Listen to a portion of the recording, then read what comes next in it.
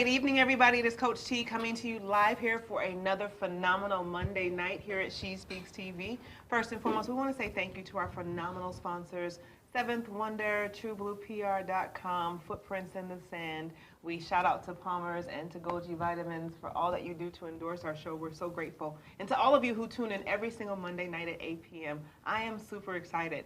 This week, just like every week, but you know, this week's a little different because I think this person is extremely dynamite. But more importantly, I'm excited to bring to the She Speaks family this week none other than Mr. Dynamite, Adrian Sloan. If you do not know him, ladies and gentlemen, tonight you are going to get to know him. I have coined him today the Legacy Builder. Absolutely. And so I'm so excited to welcome you. Welcome to SheSpeaksTV, Mr. Sloan. Thank you. I appreciate it. Glad to be here. We're honored to have you. So listen, the first thing I want to know is I saw the word dynamite. My marketing team was like, so what do we do for this guy? Like, what does he do? He's so amazing. I was like, okay, he's like Jamaican. He's 10 jobs man. Right. Who is Dynamite Sloan? Ah, man, that's a lot to go right there. Oh, well, I mean, we got a whole hour, so just bring it on out. Tell us who you are. We're excited. Oh, man. I'm nosy. Well, absolutely. It's all right. Well, Adrian Dynamite Sloan, obviously, serial entrepreneur, right? So who am I is more so what have I done, you know what I mean? I've made a lot of impact with a lot of people, you know. So for me, being a third-generation entrepreneur, my grandfather was in business, my father was in business. So for me, young as a 12, you know, I came up in an aura that, you know, business is what we did. So I learned from two different sides of my family. My mother, you know, shout out to my mom who raised me. Thank you, Mom. I just had a birthday. I appreciate you. I'm here because of you. I appreciate you. And my birthday was yesterday. So this show was like kind of special. You know, we made some time, you know what I mean, to be here with Chinaza right after a birthday. But absolutely. But my mother, you know, I saw my mother work really, really hard. You know what I'm saying? I worked jobs, 2 or 3 different jobs, make sure me and my sister was okay. And my father's side of the family was all entrepreneurs. So I saw 2 different sides of it. So as I grew up, I definitely wanted to understand how to crack open, how to be a serial entrepreneur. So what I became was an entrepreneur who wanted to inspire other people to be able to unlock what they needed for themselves, you know, because that's what happened with me. A lot of people took a lot of time to mentor me, develop me, spend time with me. So what I wanted to do was make that same impact. It wasn't about how much money I was going to make. It was going to be how many lives that I touch. So every day, I always talk about my affirmations and make sure that one of my biggest things I want to make sure we touch thousands of people to unlock freedom. So the impact of Dynamite Sloan was the empowerment to make sure a lot of people had impact in their life, not just make money. You got to make impact while you make money. So we just want to focus on making money. We want to make impact. While we become wealthy and while we create legacy. So that's what Dynamite Sloan really is. It's the impact. Wow. So I need to give you guys, he's very humble, but I need to tell you he is a board member of Wall Street. He owns a trucking business. He's an MLM, as we say, direct sales owner. That's the professional way to say it. Of course, he's a trucking business. So when you think of serial entrepreneur, I'm a serial entrepreneur as well, but Absolutely. I've also heard the thing is, oh my God, how do you do more than one thing? Who, you know, we always say what you focus on grows. Is it possible to grow multiple businesses? Well, the Legacy Builder is here to tell you that. So let's talk about how you got where you are today. Man, like I said, a lot of mentorship. You know, for me, we're just coming up in a space where I came up with business was normal. You know, being around people who was actually in business, you get a chance to see it, you know. Coming up in a space where you see the have and the have-nots. You know, me being an athlete, traveling around, you know, the country my whole life. I was ranked #6 in the nation in 400 hurdles my junior year and still had to pay for my own stuff, you know what I mean? But I seen a lot of other kids coming up and their family took care of everything. And so when I looked at it, I'm like, why do some people have and some people don't? I seen some kids where their parents would be at all the events, and my mother was working hard doing what she had to get done, thank God for. But I saw a difference. I think when you really start paying attention, you realize some people have freedom and some people don't. Absolutely. And so what I wanted to do is, as I started learning and growing, be around more people who had the lifestyle and the mindset that what I wanted. And when I realized about it, Chinaza, it really wasn't about just education. You know, a lot of people I was around and I saw how their families was living, they had created their own companies.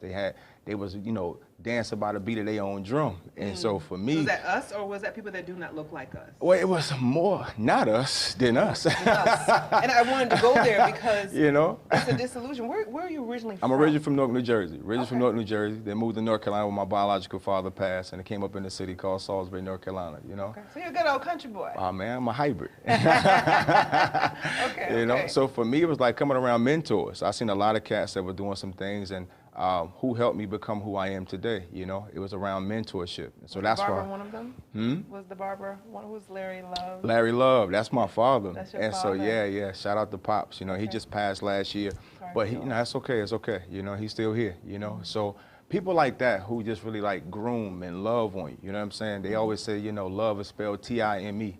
That's how much time you spend with people. So I had a lot of mentors that poured into me. When you get a little kid come up in the projects of Newark, New Jersey, who moved south, who don't really talk with a lot of people, then you see mentors that see something in you. And I realized there was a lot of mentors that saw more in me than what I saw in myself. And so they spent time with me to groom that out. And so by the time I got to college, I was making more money than my professors when I was in college. Wow. And so, you know, that whole genre becoming a six-figure earner when I was a teenager. By the time I got to my 20s, I had already made my first $1 million because of mentorship. Now, did your mentors find you? Like, when people think of mentors, I always tell people, go find someone who is where you are or where you aspire to be. Now, a young kid growing up in the projects, let's keep it 100, transplanting yourself to the South, hybrid, as you say. Absolutely. How did the mentors find you? Did you get in trouble? Was it a man on the street that said, let me come talk to you? Like, you gotta tell us the nitty gritty because, I mean, we see in Wall Street here, but I need to see the man behind the scenes, because how did the mentors find you? A little bit of it. I think every coach, let's go back to sports, right? I'm a sports cat, right? So for me, playing sports, everybody knew I was really, really aggressive on the court, right? And so they used to call me the baby Garnett, right? Because I was really jump on the board, real athletic. And so my mentors realized I had a lot of aggression. You know what I mean? I had a chip on my shoulder. Gotcha. And so, you know, anybody who understands coaching with kids, you could tell there's something inside that kid that's either bothering them or inspiring them. It's one of the two. If you're paying attention. If they're paying attention. So a lot of my coaches and my godfather, Tim Bates, and a lot of cats, they saw me and they took me under their wing and began to groom that. And so they found me, right? And then I began to dig a little deeper. They challenged me. So I think in anything in life, you got to have a challenge. Nothing is supposed to be smooth, you know what I mean? And so all the challenges I got early on, that's what pulled it out. And I realized I played better when I was pissed off. You know what I'm saying? When I was pissed off, when I had a chip, something a little bit more to go for, that's what happened. And so when I grew and I ended up being in another financial service company, got in trouble, obviously, you know, ranked number 6 in the nation, lost my scholarship, went to school, got into a fight, lost the scholarship, right? Oh, wow. So I ended up back in my hometown, you know, working and grinding. And everybody just knew I was going to go to college and go off, but that wasn't my story. And I'm grateful to God to today that wasn't my story, because it made me who I am. Like, it molded me to be the person I am. I'm authentically who I am because of what I went through. And I'm totally okay with that. So a lot of my partners who went to college and they got the degrees, the doctors, and all that kind of jazz, they came out with $300,000 in debt because I went into business. By the time they graduated for college, they had $300,000 in debt, but I had made $300,000, $400,000 in business. Wow. Because our journey was different. So I remember being in college, right, and my mentor, one of my professors, they asked me, they would say, well, Sloan, when you come out of college, what company you gonna go work for? I told them, nobody. And so we sitting there, she's like, what you mean? Right. And I said, I didn't come to college to be a student, I mean, to be an employee. Yeah, I came to college to understand how to run my business. Right, which by the way, they do not teach. They don't teach that. But I had learned a lot of business Chinaza from business people. Yes, and so coming around business people who start to groom me, it wasn't about how much you know, it's about the relationships that you made. So relationships open up doors that titles can't. Exactly. Let me put a pin there. Relationships will open up doors that titles cannot. They can't do it. So a lot of doors for me got unlocked just because of relationship, because of hard work, how I carried myself. They understood I can handle the pressure and I wouldn't fold. So they realized they could put me in strenuous situations that an average person couldn't be in. And you come up where I come up from, you understand pressure. Facts. But pressure that they call pressure wasn't really pressure to me. Right. Like, oh, is that all it is? Is that it? So that's why I learned how to handle different things. So those mentors took me and grew me, and I'm forever grateful. Forever grateful. Wow. So I hear the challenge. You know, most people would say, I grew up in the projects, adversity strikes, get into a fight, lose your scholarship. Oh my God. Some people get stuck there. Some people would die there. You found the will to keep going. Was there a why? You know, I got to go back to my network marketing, right? Yeah. Was there a why? And let's talk about, was there a why? Yeah. And what business did you start that led you to $1 million before you were 20? Because, like, for instance, I have 3 kids, 25, 23, and 21. Right. And my daughter came home one day and said, Mom, I was so proud. Sent her to Alabama State. All right. Sent her about her way. Bought her a Benz, gave her a house, moved her to Alabama. All right. She quit 6 months in. And as a parent, I was like, oh, I wanted her to go to school. I wanted her to get this good degree. And my Right. daughter said, college was not for me. You didn't even go back, Mm-hmm. but you decided to go press on and become a business owner. And that's inspiring because I know she's watching. And she's like, see, Ma, that's what I want to do. So You did the right thing. Don't worry about it. but for you, Yeah. what business did you start? And when the challenges came, why didn't you give up? What was the why? Yeah, so let's go back to the why, right? Yes. So why for me was always legacy, right? So that's where my brand Living Legend comes from, right? I Okay. believe in being a legend while you're alive and well, not dead. You know, you want to be a dead legend. You got to be alive and well. So me being a third generation owner, I came through legacy. Okay. So I wanted to make sure that I lived a life and produce a fruit that I could pass to my children's children, right? And so the why for me was, it wasn't about me. So if you want to just be successful for you, it doesn't take a lot of work.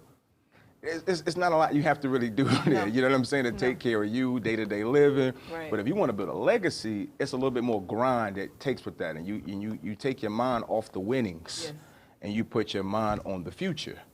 Wow. And so a lot of things for me was getting through that space of not really worrying about me. So when I went through tough times, even today in business, I have a lot of successful companies, but anybody knowing business knows you still have struggles that come with it. And amen. It doesn't matter what level you at, you still have day-to-day struggle, right? And so getting through those struggles for me was always thinking past me. You can't be selfish and be a leader. Right. You got to think past your own pain, It's not about right? you. And a lot of pain, produce a lot of progress. And so I learned how to take that pain and turn it into progress and don't focus on myself, focus on where I was going, because the vision was always to make sure we built a legacy. Right. That's what my father did for me. That's what his father did for him. So I couldn't be a coward. I couldn't be weak. I couldn't run from my struggles because they didn't. Because if they would have ran, I wouldn't be here. So when it came my turn, I had to take up the mantle and take my struggles on too. Every piece of the struggle was for a purpose, and I take 100% of that, right? Wow. So that's what happened from school even to now in business. That's what it was. So when I got into financial services, that's how I made my first million in my 20s. So me and my little brother, we started a lot of business. I was that kid in 6th grade selling lollipops and annihilators. You know what I'm saying? Yes, annihilators come through. I was that kid selling quarter water. You know what I'm saying? Like I was that kid. You sell the Come on, Huggies. man, you gotta pop the seal. Use the corner Yes. tooth. You know what I mean? Pop that seal open. I was Yes. that kid that would that go to the store. My aunt know the story. We talk about this all the time. You know what I mean? I would go to the store. And I made my own deal. I rode my bike and I brokered the deal with a wholesaler for candy. I was in the 6th grade. Oh, you started that. You started that. I was in the 6th grade. And so I Wow. brokered my own deal. Instead of going to the convenience store, paying the taxes on it, the upsell, I went directly to the plug. And you was confident enough Oh, knowing yeah. the We had a don't come with conversation. They need the $8. product. They need the product. They need Okay, I they got needed you. that. We need to get You through went into the class. distribution Yeah, business distribution early. You know what I'm saying? So we got that taken care of, right? Yes. And so I went in and I got that done. But I've always had a business. I've always known I was going to be industrial. And so Wow. coming in from that as a kid and lawn care service, I had one guy. He had a lawn care service. He wanted to sell off the whole account. We bought the whole business. Had 20 accounts. We bought the whole business. Oh, wow. We was probably like 21, 22. We bought everything. You said we, so they were partners. Me and my little brother. Okay, gotcha. I had to drag him along. He would be lying, saying he was tired. He'd be sleeping inside the client house. You know what I'm saying? 'Cause we was out there working. You know what I'm saying? But we saw a bigger picture we wanted to get done. So by the time I got into financial services, I went and got my Series 6, 63, and 26. So I'm a full financial advisor, business consultant, Okay. right? And then went into insurance, and then but the compound of all the business I had, we looked up, we had made over 7 figures, Wow. But it wasn't even trying to calculate the money. We were just working. And trying to help people. Yeah, just trying to make impact. You know what I'm saying? And we Right. put a lot of people to work around us. A lot of people on my team made a lot of money, Wow. Because it's all about the team. It's never about us, right? We got to make sure everybody around us eat. So taking on that mindset is why our team has always been successful. And it's going to stay that way. But that's the principle we live by. I love that because one of the mantras that I exist upon is that you never eat alone. Yeah. And the moment you begin to think that it's about you is when you've lost. It's done. It has nothing to do with you. So if you guys take anything away from him, one, he talked about the fact of perseverance. He talked about the fact that it's not about you. So if you're sitting here thinking about becoming an entrepreneur, which leads me to my next question, understand that you are in the business of service. Absolutely. To other people. And if you're going to create a legacy, then you're in the business of being significant. That's right. That's So good. Let's talk about the 3 things that you would tell somebody, because right now there's someone who's out there thinking, I've been watching y'all for years, and I see y'all trucking along. I want to become an entrepreneur, but what are those 3 things that you could tell somebody who would want to become an entrepreneur? Listen, I just did the training on this. So I'm going to give y'all this one free of charge, I right? love it, I So love it. after Bring this it one, on. y'all can Zelle me, cash at me, whatever after the show, right? Yeah. And so it's 3 things I tell a kid, right? You got to plan, strategize, and execute. Okay. If you're going to become a seven-figure earner, these are three things that everybody has to do. It doesn't matter what your industry is. You're going to have to learn how to plan, try to figure out how to do. That's the dreaming side. When you really just daydream, you close your eyes, you think about, how do I do this, right? You start planning and think about how, and you go in that direction and you start writing it down.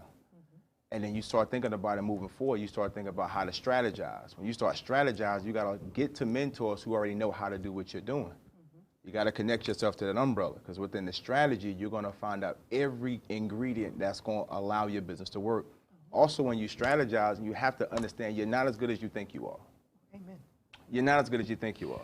You're just not as bad as they say you are either. Facts.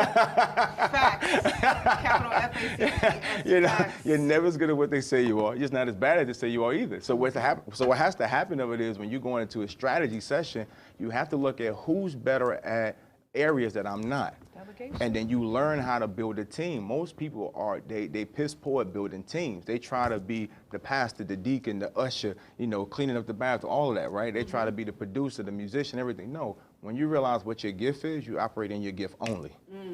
And then you allow people to be able to circle around you and be good at what they do, and so you can pass the ball, right? A lot of people don't realize the 91 Bulls, it wasn't Jordan a lot of time they hit the game-winning shot. He had to learn how to trust Steve Kerr. So he dished it, because Kerr was a better three-point shooter than Jordan.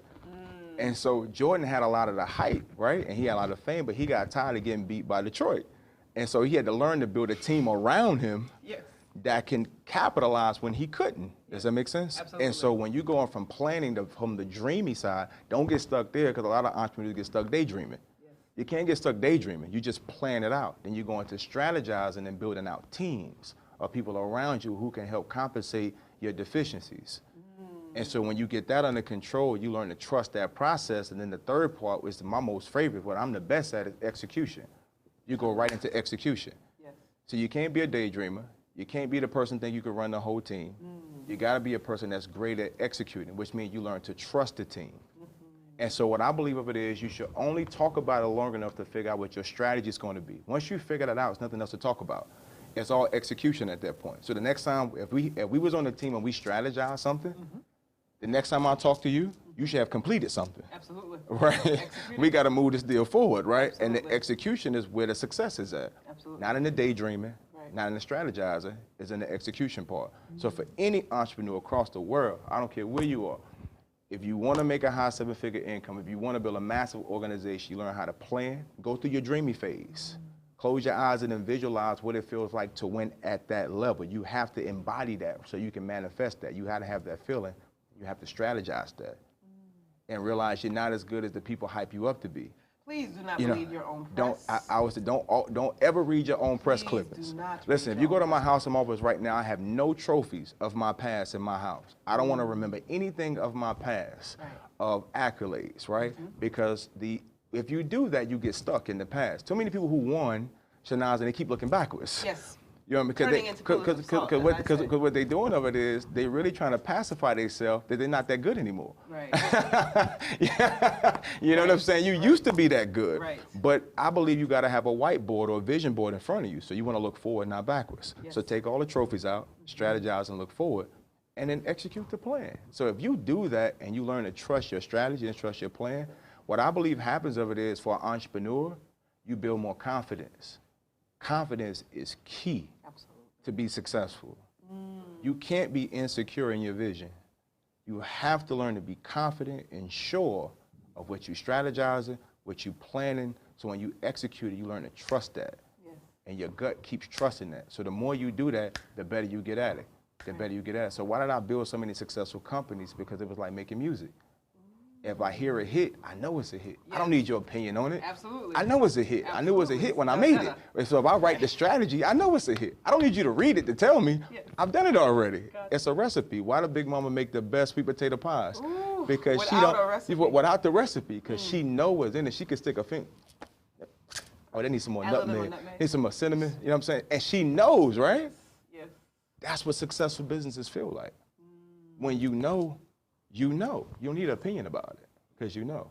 So the biggest thing that I'm hearing is trust, which Absolutely. is the key, period. Whatever you put your hands on, you got to trust yourself first and foremost. It's almost like belief. You got to believe in yourself, right, before you expect other people to believe in what you believe in. Absolutely. So trust is critical, and that's the biggest piece if you all didn't get anything out of that, you got to trust yourself, you got to trust the plan, you got to trust the process, and you got to learn to trust the people around you. I think it's a misnomer because I come from network marketing before I went into traditional business. Right. And so people automatically assume, oh, you're one of those pyramid things. But when I go back to my principles of network marketing, understanding that business is business. It is just a different business model. Absolutely. So understanding that everything that he spoke on, I just wanted to kind of put that out there. It's not just about network marketing. Absolutely not. You still got to build a team. But there's an illusion that's been created in entrepreneurship. And that illusion is you have to play all the roles so that you understand what it's like to be. I was a janitor, and then I was my admin, and then I was my own admin, I was my own PR, and then I also, you know, I did the sales too, and the business development, and then I showed up. No, and you're tired. Absolutely. And you burn out. Absolutely. So you don't get to develop. And as you said, you say stuck, looking at past trophies. Absolutely. And I love that. it's a waste of time. You know what I'm saying? People like that have not really studied their craft. I believe when you really study any model that's been successful, you study what works as well as you study what does not work. Absolutely. So you don't do that, right? And you look at any massive leader, they have mastered the art of delegation. Let me ask you this, and I know it's off topic, but what hasn't worked for you? Since you said people study what doesn't work. That clicked in. What hasn't? No, that's easy. Worked? Being anybody other than me. I just wanted to hear it. Because the biggest mistake that people do is they think that, I'll hear people say things like this, and it's just an observation. Like, there are some powerful women in the direct sales field. And I'll hear people say, oh my God, I want to be like Stormy.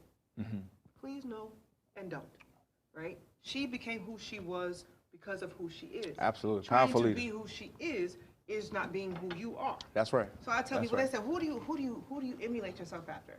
Chinaza Duson. That's the right answer. You be your best version of yourself. That's the right And I use answer. that because I admire that woman. I love what she's done in the industry. But I ain't trying to be her. That's right. I'm trying to be the best version of me. Absolutely. And all the superpower skills that I have. Absolutely. So when I think about an Adrian Sloan and I think about everything you've said so far, what skills that people skills and strengths that you have within you that people may not know that you have?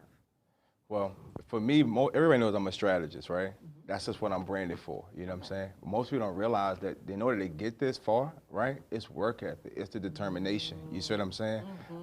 You know, because you see a person like it's a beautiful sister, strong, you know, focused, they see the outside, they see me, successful, handsome young black guy, they see the outside, but they have no idea What it took. how many hours we spend when we won't go to the party, when we won't go to the cookout, or we have to tell our children why we can't go to the game today. Right. It's those sacrifices behind the scene that nobody sees, that people don't really calculate the hours that it takes to be great. Everybody wants to be good, but how many people want to be great? That's a different level of sacrifice. So the skill set that most people probably don't realize is how much work ethic I put into my skill set behind the scene. Because some things is talent, you just got it naturally. I was talking about my daughter, you know, Adriana, she played a game today, and, you know, we talk about skill set. And the reality is some things are natural talents. Right.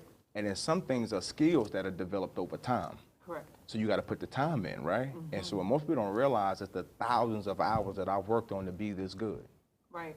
It doesn't happen overnight. And you're in multiple industries. Absolutely. You know, just from personal development, the illusion, I call it an illusion, is that it takes 10,000 hours to master something. Yeah. Well, again, it's a lifelong journey. Yeah. And that's more than 10,000 hours that you're putting in. Now, yes, 10,000 hours can be the prerequisite and the minimum. But you're talking about somebody that's a serial entrepreneur who's had to master different lanes.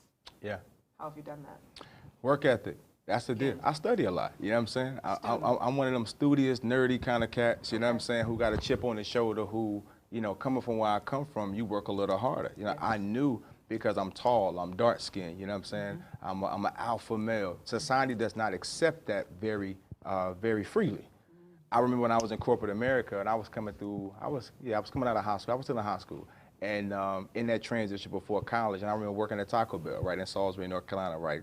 Shout out to Ted Clayton. And so Ted was my manager, right? And I remember I used to have long dreads, believe it or not. I got the ball now, but okay. I had long dreads, right? And I remember after working there for a year and a half, I cut my dreads one day, right? I had an epiphany. I cut my dreads. I never forget this. Ted told me the reason why I didn't get the promotion, because corporate America wouldn't accepted me with my prototype with the long dreads. And I remembered that, and it hit me. I'm young. I'm like, what you mean? I'm me. I'm authentically me. I'm working hard. I'm showing up. And I remembered that wasn't good enough. Just being you was not good enough. that you have to go a little extra harder, where you have to be undeniable. You got to get to a point that you're so good that you can't be denied anything. Yes.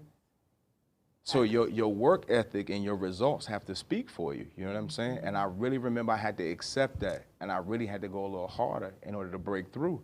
So the work ethic and everything behind the scene, I got conditioned because I didn't like that feeling, that being me wasn't good enough, that I had to break the stereotype of being young, being successful, being dark-skinned. You know what I'm saying? Like, these are all things that's like people look at, say, there's nothing wrong with that. But in our society, it is something wrong with that to their eyes. Yes. But they can't deny our talent. They can't deny how smart we are, how intelligent we are, what we put together. So I live by our affirmation at this point, Chinaza. Any room I walk into, I'm gonna make that room better. Any room I walk into, I will make that room better. Own yeah, that. Yes. Yeah. Any team I work on, that team is gonna get better. I live by that. Wow. Because I had to realize I had to become so good that whether you like me or didn't like me, you know what I'm saying, whether we agreed or we didn't disagree, right? Yes. One thing you can never say, that I didn't know my craft. Right. So if that was the standalone, that's why I created my brand A Game, and one of the taglines is outwork them. Outwork everybody. Outwork them. I don't care who they are. Outwork them. If you outwork them, eventually you're gonna earn that spot, because they don't have to like you to pay you. No, they do not. And amen. And amen, they do not have to like you. They don't have to like you to pay you. You're valuable. You understand yes, what I'm saying? Exactly. So I became undeniably good at my craft. Wow. And that was the stamp that broke me through the industry. That's what happened. I outworked everybody. I love that. Outwork everybody. Work ethic. You know, John Maxwell wrote a book and he said, talent is never enough. And that's the problem. Like you said, people would think that on this journey that I'm just good at what I do. I'm good at numbers. Right. But can you get up at 6 a.m. while the world is waiting and sleeping until 8:30? Absolutely. Will you go to bed at 4 a.m. And turn around and get up at 6 a.m.? Right. Will you show up before everybody and go home after everybody? Absolutely. Right. Will you go to school and get more education, more credentials? Like, I own a tax firm, have for 10 years. I'm not your typical tax preparer. Right. Right. I study laws and I give briefings. I've got videos that got almost 1 million viewers just educating people on different areas of the code. Most people just want to get your quick $200 and do your tax. That's right. That's right. But don't want to give you any education. That's right. No strategies. Won't tell you how to keep Uncle Sam out of your pocket. That's right. But then wonder why you charge what you charge. That's right. I charge what I charge. The minimum to step into my office is $750. And I don't care who you are. That's right. That's because I know that when I'm done with you, my talent plus my education. That's right. My talent plus my work ethic, as you say. So I want to just piggyback on that to tell the viewers today, talent alone is never enough. Not enough. You got to bring something more to the table, especially, I hate to say it, when you look like us. Absolutely. You got to go extra hard. You got to go extra hard. Undeniably good at what you do. Look, when you look around, people's like, oh my gosh, she's got such a big, bright personality.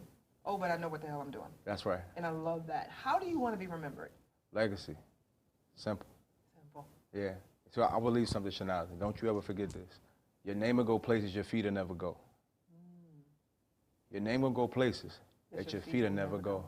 Wow. So it got to be legacy. We got to make an impact beyond just where we are physically here. We got to make an impact that our work ethic, it resonates. When they hear our name, there's a certain standard that they know is in that environment because our name rang in that places. Yes. So it got to be legacy. You know, living legend is always about outliving, you know what I'm saying, just the work of today. It's going to be legacy. My name will be spoken of from country to country, from person to person, because of the impact that's been made.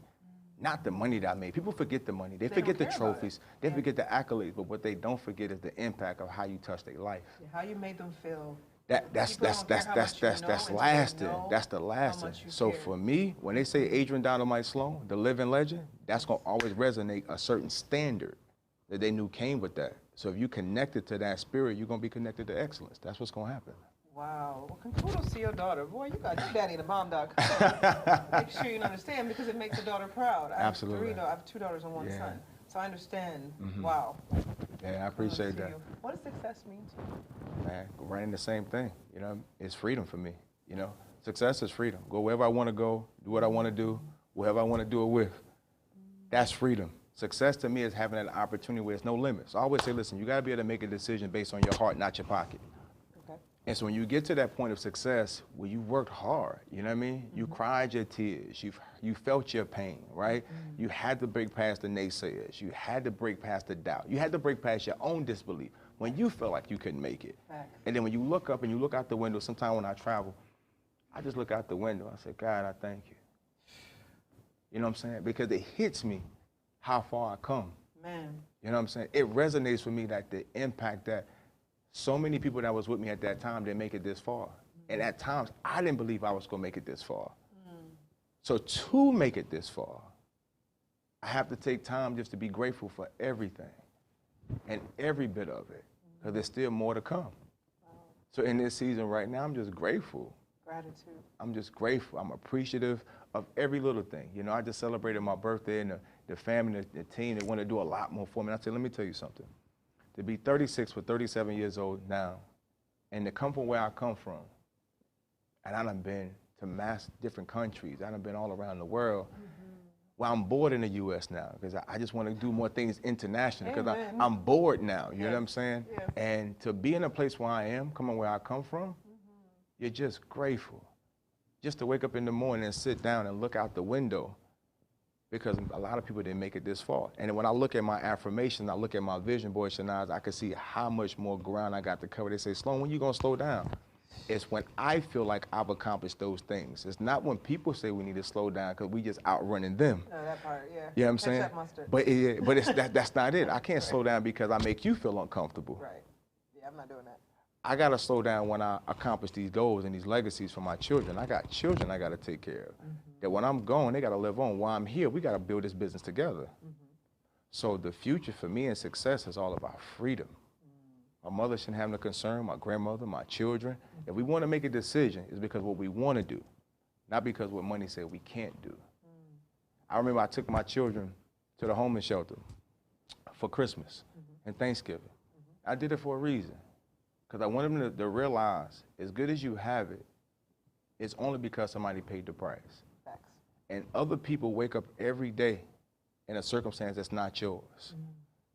So when you get to complaining about what shoes you want or didn't get, what shirts you don't have, I want you to remember how these people who don't have your opportunity have to be grateful for what they have, so you can be grateful for what you have. Facts. So success is that opportunity to be free and also to make that impact. And so that's something, as long as I got air in my body, I'm gonna keep doing it. I'm gonna keep being Dynamite Sloan. I love that. You know, interesting, we share that similar, because every year, I bought 13 properties in an area here called The Bluff, predominantly known as the worst, most drug-infested, where the heroin addiction runs here. And every year I take my kids and I make them spend their money. We go to McDonald's. They get annoyed with us because we do it on Thanksgiving Day. We show up and we order about 500 cheeseburgers, hamburgers, cases of water, and we go door to door. That's good stuff. We feed and we serve. And I think that's a humbling lesson, that when you have an opportunity to give back, please do so. Absolutely. Especially as an entrepreneur, especially when you're trying to show your children. Because I'm like, I tell my daughter, she's 23 now, them red bottoms didn't just show up, boo. Yeah, that's right. Like, we don't even know what red bottoms were growing up. That's we get right. a crayon and paint them coming out of our house. That's right. That's right. But gratitude. Absolutely. That resonates with me. I flew to Australia last year, and I remember being on that 26-hour flight from here to Australia thinking, they're waiting for me. It's such a great feeling. And then, but with me, it's like, okay, what are we going to do next? So that's my question to you. Made over $1 million by the time you were 20, 37 years old, you've accomplished so much. I do want to know, I'll come back to it, you can answer it, how did a black man end up on the board of Wall Street? And I have to ask you, I'm just very, you know, guys, I'm very blunt, I want to understand, because it's very empowering. In an industry, like, right, one of the guys I follow is the Wall Street Trapper. And I love the knowledge that he spits in the background that he came from. Right. And when I read that, I was like, wow, black man on the board of Wall Street. One of my mentors was Ronald Blaylock. You know, Caleb Tannant from American Express. I mean, these are black faces that are on Wall Street, but you never hear them sitting on the board of Wall Street. I want to know, one, how'd you do that? But two, I want to know what's next for you. What's the next year look like for Adrian Dynamite Sloan? It's going to be iconic. Right now. As he exhale, y'all. I mean, it's crazy. I got to look up and gaze on this one a little bit. Because right now, like, I mean, I'm probably working on 6 or 7 7-figure projects, 8-figure projects, right now that I consult on. Extreme FX Global Academy being one of them. Like, we're about to really make an impact in the Forex MLM space, right? Because of what we've done. You know, it's been able to make a wholesome entrepreneur, hourly just trading. When I came into the MLMs, I had no desire to be back into an MLM anything, right? I got tricked in that space, right? You know what I'm saying? And so when I went into it, I went into it as a consultant mindset because I get hired to consult. So I came in with that mindset. But when the people from the previous company had a transition, my heart for them people made me step in. You know what I'm saying? And to give my gift, because God told me when I was kind of just making money independently, was use it or lose it.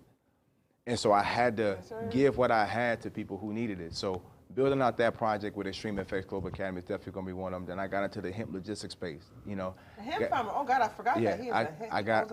I got into the hemp logistics space, right? So that's a big space for us, right?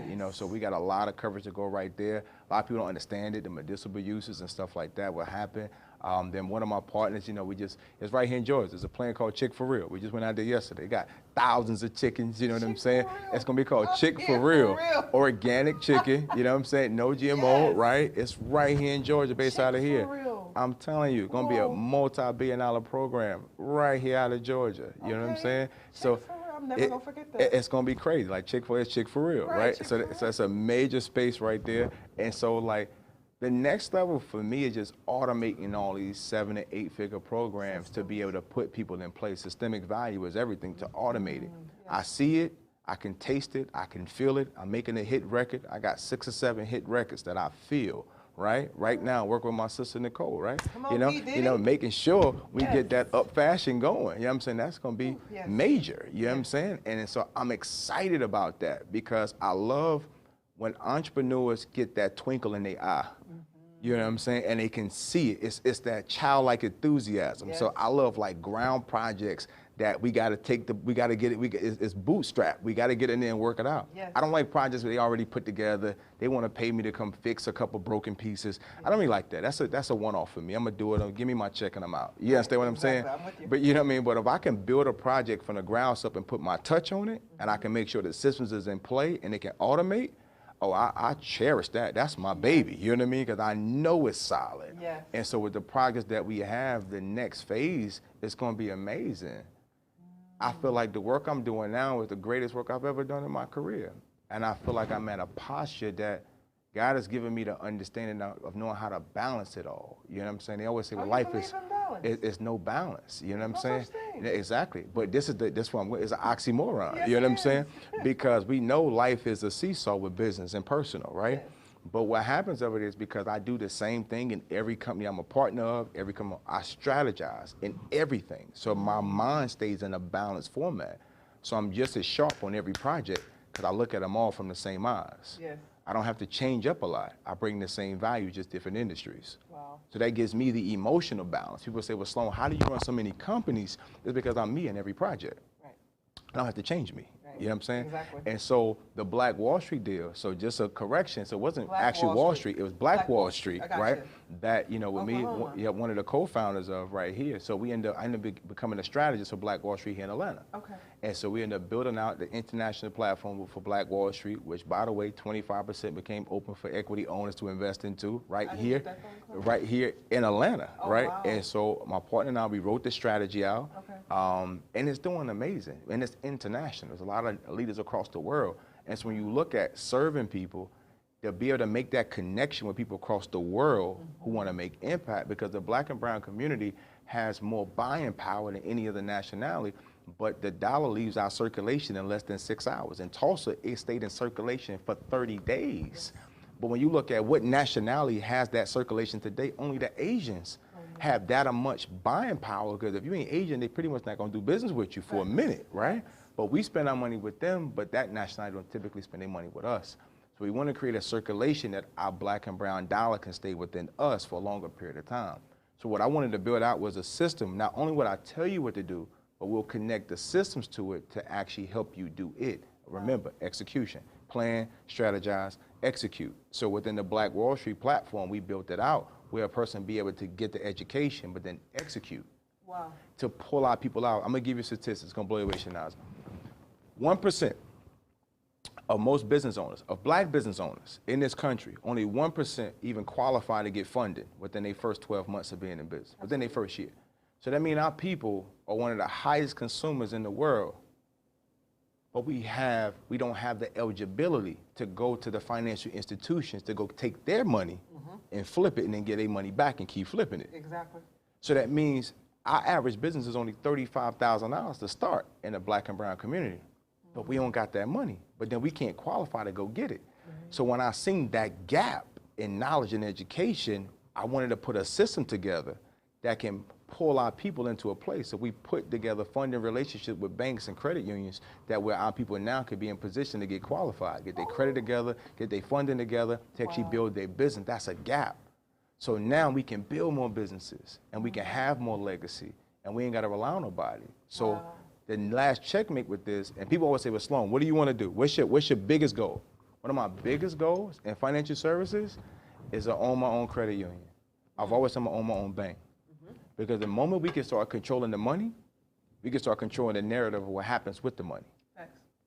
So we can make our criteria of what it takes to get a mortgage loan. We can make our criteria of what it takes to get a auto loan. We can critique that, and we can make sure our people get in position. You realize how many Black and brown people get denied financing when they qualify? Yes. Because the person sitting across from them don't feel like they want to give it to them. Exactly. It doesn't feel like that they rate.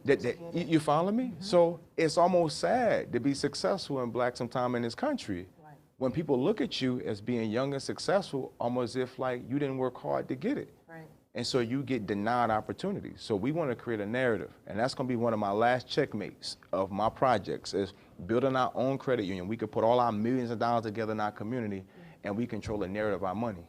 Wow. And so the future looks amazing. Yeah, the future is quite bright. It looks amazing, and I'm comfortable and relaxed about it. I love it. Because I know what we're going to get done. Ain't no maybe. Well, I love one of the things that most people don't understand about being an entrepreneur, and you said it, is systems. Yeah, absolutely. The need. I have one of my girlfriends, her name is Connie, and we call it a systems bay. And that is all she does is go into companies and put systems in place. Honestly, the project that I'm working on with my sister Nicole Right. For New York Fashion Week, the first thing I did was make a phone call saying, yo, let's talk about systems. Yeah. Let's talk about what needs to get put in place because I'm not going to work this hard. I want my creative energy to flow. Absolutely. I want to walk away and know that that baby is running. It's rolling. It's rolling. So systems is so critical. If you take anything away, is get your systems together. You got to have systems. Organization, lack of systems, lack of organization, lack of systems will kill you every single time. And I don't care what business you do. Absolutely. This goes to your book. I did peep through and skim it. Let's talk about these 10 principles. I mean, I know it for the sake of time, but you wrote a dynamic book. I appreciate it. About the system, about the 10 success. Did I say it right? 10 Dynamite Principles of Success. 10 Dynamite Principles of Success. Let's talk about that. What made you write that book? Man, let me tell you. So listen, honestly, I wrote that book, Chinaza, 4 years ago. Sat on it. Okay. Right. That's an old blow the dust off of it, you know what I'm saying? And so I wrote that book 4 years ago, right? And it sat, and I remember I wrote the strategy for, I wrote out the marketing strategy, I wrote out the plan for it, the distribution, the workbook, the tour. Oh, wow. I wrote that stuff 4 years ago, like sitting in my garage one day, listening to some music, having a drink, and I wrote it out, put it on the whiteboard, typed it all up, sent it to my partners, and I was like, yo, this is what we gonna do. And life happened, and I didn't do it. You know what I'm saying? Like, also, there was something that you did not do. I didn't complete it. You know what I'm saying? I put it on the shelf. And one of the things I always say with people, like, especially being an entrepreneur and you're a service part, right? You can relate to this. Yeah. Sometimes you serve so many people, you don't serve yourself. Forget yourself. You forget yourself. And so, like, I had this beautiful plan for me, but I was being consulted to help so many other people. I worked on their stuff and forgot mine. Yeah. And so I had some life experience and stuff that changed me about 1.5 years ago. And, you know, I sat down and I really started taking the sand in the hourglass seriously. Everybody got sand, and the hourglass is running out upside down every day. Yeah. And I really started saying to myself, Sloan, you got to get this stuff done before the sand run out. And so I really started looking at what matters the most to me, what impact, what legacy I really want to get done. And I went back to that book, and I wrote the 10 Dynamite Principles of Success. So I read it through, and but I've grown since the last 4 or 5 years. Say, what's that number one takeaway out of that? So it was a good framework. But when I went through and I say, man, and shout out to my publisher, Jen. Jen helped me, my co-author. She helped clean it up for me. She said, Adrian, there's so much more meat on this bone. You got so much to say because I gave a framework. But I put them 10 principles together because those 10 principles have served me throughout my whole career, my whole life, of how I made a 7-figure income and how I built teams who made seven-figure incomes. I'm probably responsible, I don't know, 3 or 4 dozen people right now that has a high six-figure income because of my coaching. I know I'm responsible for at least a dozen millionaires. I wrote strategy for 6 companies that ran over $10 million. I wrote their strategy. And so when I look at what I've done, it went back to those principles and their basics. But that book is a success cookbook. When people look at it and say, well, Sloan, I said, listen, I wrote the book as a short, good read because there's no fluff. It's all meat. Ain't no fat on it. It's all meat. It's good, lean meat. And if you digest that, it's going to tell you right what you need for your business. It's a success cookbook is what I put it as. So one of the biggest things of it is strategic partnerships, right? Oh, I was getting ready to say, that was my favorite one, strategic partnerships. Is really, really key. And one of the things that we did in Extreme, we all got together and we created partnerships. It was talents, right? When I look at every company I've had, me and my brother had a company called PM Squared, Precision Management and Marketing. I handled the management side, he handled the marketing side. Strategic partnerships of it is that you have to learn that you're not good at everything, but make a partnership with a person who is, even if you lose revenue. Because most people are afraid to give up equity in a company, right, to make a partnership because they feel like they're losing. 100% of nothing is nothing. Facts. You understand what I'm saying? I'd rather have 50% of something. Absolutely. So I'd rather give up some of my company to a person who can help bring revenue in versus me trying to hold it on, because most entrepreneurs are scared of letting go of their baby. Forget that baby. Raise it and get another baby. You say? Go get you another baby. They holding this baby so tight, man. If you don't pop that baby out, go get you another baby. You got too much emotion to this baby. You know what I'm saying? And so that's key. You gotta let this stuff go. And this is a hindrance. While most entrepreneurs I never see a seven-figure income. It's too much emotion. They hold on to the wrong stuff. You feel me? I learned in strategic partnerships. If I made a partnership with a person, even if I got to work for free, right, and give some of my skill set and barter, so you give me a service, I give you a service, right, and now I don't have to pay you, you don't have to pay me, but we both make more money in our business together. It's perfect. I learned how to make strategic partnership with government. That was key. You have to learn. The government's not always your enemy. If you go to any one of your city planners, right, go talk to your planning department. You got all this vision in your head, entrepreneur, in your head that nobody else knows but you. You understand what I'm saying? When are you going to go talk to the city developers and figure out what their plans are? They got millions of dollars in real estate, in your city, right, in your city. That they could be building a structure close to where your business could potentially be, and you can connect with them and figure out what's their plans for the next 3 years, 5 years, and you can get in alignment with them, and it's going to boost your revenue for your company. So in that book, man, there's so many different things that really helps a person go to the next level.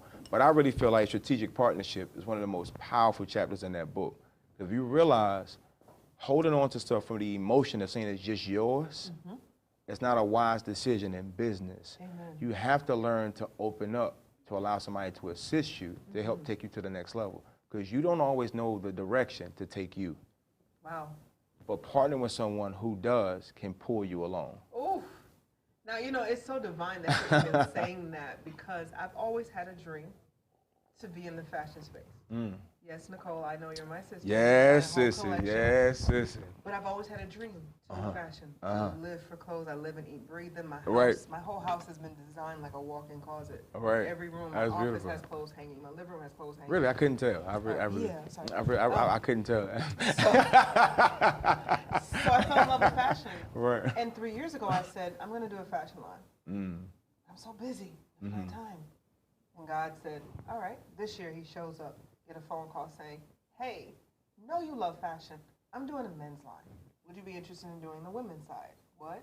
Yes, and don't worry about the bunny right now. Just bring your creative ideals to the table. So the first person I get on the phone is my sister. Absolutely. Next thing I know, it's in Fashion Week. Oh, I'm like, don't squander no opportunity. We got 3 months to get ready, knock it out. It's game time. I said, I need three designers. Here's what I'm looking at. Here's what I'm doing.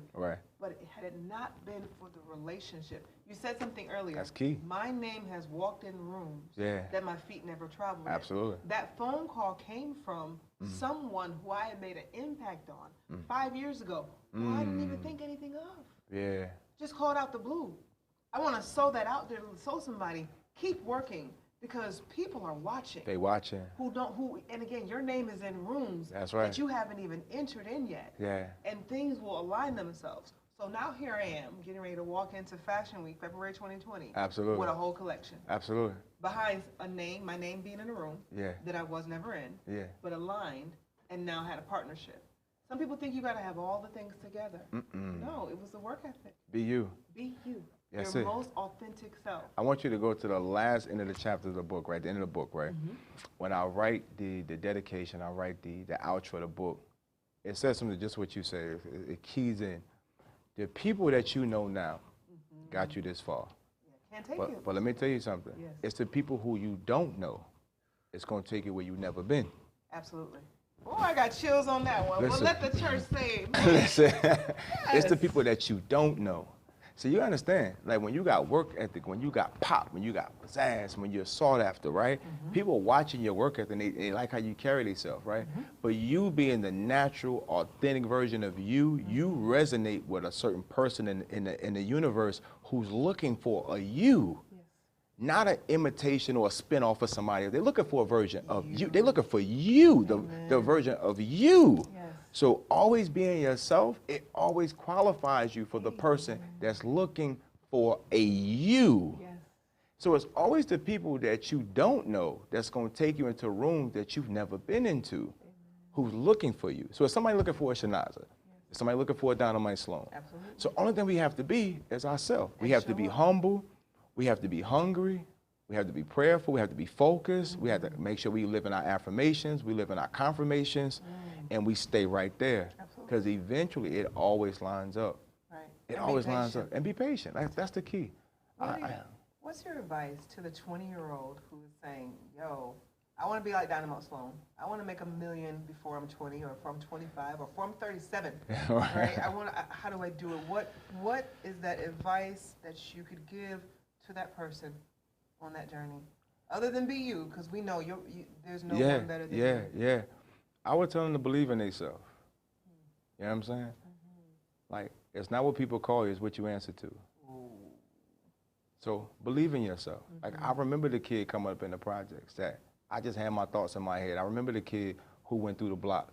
You know what I'm saying? Standing out there with a hoodie on late night. I remember that kid. I remember that kid in corporate America who had big dreams but felt like I was stuck at the glass ceiling. Yes. I remember that kid going through this entrepreneurship world, wondering if I really had what it took. You know what I'm saying? I remember that kid who had to take the mortgage money, you know what I'm saying, and put it in my business because I had to feed my business to feed my family. I remember that kid, you know what I'm saying? Where everything around me said I should have quit except me. Wow. So I would tell that 20-year-old kid, believe in yourself. You know what I'm saying? If you really believe in what you believe in, and if you really, without a shadow of a doubt, believe that you got what it takes to go the distance, then stay right there. And be humble enough to outwork everybody and get better at your skill set and get better. Listen to what people say about you and use it to really critique yourself. Absolutely.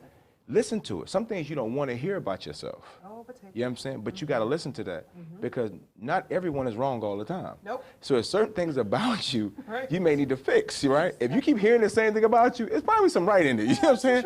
And so there's some truth in this. So learn to work on your skill set, believe in yourself, and critique yourself and grow. And give yourself time. Like, you don't become a Dynamite Sloan overnight. I've been at this since I was 12, 13, 14. I got 25 years in this of entrepreneurship on high levels and low levels and mid levels, you know what I'm saying, to learn me, that I got comfortable with me. So that 20-year-old kid, I would tell you, believe in yourself, work really, really hard, give life everything you got, and at the end of the day, if you got to put your last dollar on anything, put your last dollar on yourself. If you got to make a bet on you before you bet on anything. That's what I would tell them. I love that. I love that. I think accountability is so critical. Absolutely. You asked me a question before we were off air, and I was like, you know, the key to success is telling the truth. Absolutely. But not just telling the truth to the world, but telling the truth to yourself. Mm-hmm. Because we like to lie to ourselves all day. We like to say, girl, I'm good. How would you rate yourself? That daggone TikTok, I'm a 10. No, for real. What would you rate yourself? I'm a 10. All right. But you may not be a 10. You may be a 6 who needs to develop and work on some things to get you to a 10. The best thing you can do is hold yourself accountable. Absolutely. Hold yourself accountable before the world does. Because by the time the world gets to hold you accountable, it's pretty embarrassing. Oh, they'll tell you up. They'll tell you up. Oh, we live in cancel culture. Yeah. So people will cancel you really quickly. But again, operating in your truth, owning your shit, own it. Stand 10 toes down deep in it. Never fall. Own it. Absolutely. And understand that ain't nobody perfect. It was designed to make you who you were and to get you where you need to be. Because if you hadn't messed up, you wouldn't know how to be when you get to the next level. Oh, I've made mistakes, but every door that's open is because I own that. And I'm able to teach it. So the question I have to you as we close out is, one, I need to be coached by Adrian Sloan. How do I find you? How do I connect with you? One, you got to read his book. But two, how do they find you? How do they get connected? Okay. All right. So legendarylessons.info. That's where you go find the book. Go cop the book. Legendarylessons.info, right? You'll get the book there. Then you get the opportunity to get the merch, for the shirt, Dynamite Sloan Signature Collection. You can go to Dynamite_Sloan. You can go there and be able to, see what's going on with the Instagram, obviously Facebook, Adrian Sloan or Dynamite Sloan on the fan page. You can find me there. But what we have to do is a compilation, right? So on legendarylessons.info, just bookmark that. Because what's about to happen of it is we have to do a motivation compilation, right? We're going to take a lot of my talks, right? We're going to put that on there and be able to inspire the people and give them some mindset stuff, right? It's going to be there. Then what's going to happen, everything I have connected to my brand is going to be under Legendary Lessons, right? Whether it be from the merch, if you want the A-Game merch, right, it'll be there.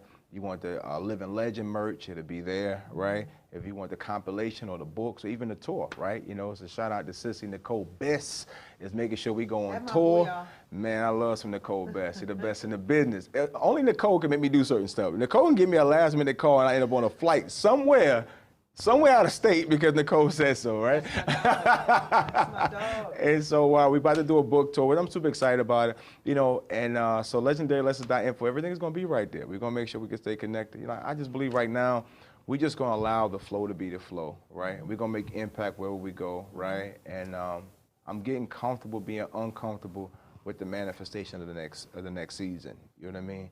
Being uncomfortable with the manifestation of the next season. Yeah, because this season is different. You know what I'm saying? Like, we visualize seasons and we think about them, but when you start living in them, it can create a level of discomfort. But that's what you pray for. That's what you ask for. So even if we accept that, it's still hard. If we're honest with ourselves, it's still hard to walk in that, right? So I'm allowing myself to be free spirited with that, right? And so everything's going to be on legendarylessons.info. So wherever I'm at, you're going to be able to find it. Whatever I got, you're going to be able to get it. That's where it's at. I love it. Well, I'm going to leave you with that. Get uncomfortable with being uncomfortable. Operate in your truth. Yeah. Embrace the most authentic version of yourself. Understand that I don't care how many business ideas you got. Let's get to that whiteboard. Absolutely. Let's write it down. Let's see. The Bible declares that we write a vision and we make it plain. Absolutely. But here's the thing. You can write it, you can make it plain, but if you fail to execute, then it's just that. And the only thing that comes to a dreamer is sleep. That's right. So I want to encourage you all to wake up. Please go to legendarylessons.info. That's right. Let's get connected to Mr. Adrian Sloan. And as always, we love you. We'll say we see you at the top because the bottom is just you crowded. Absolutely. Have a good day, everybody. All right. Bye.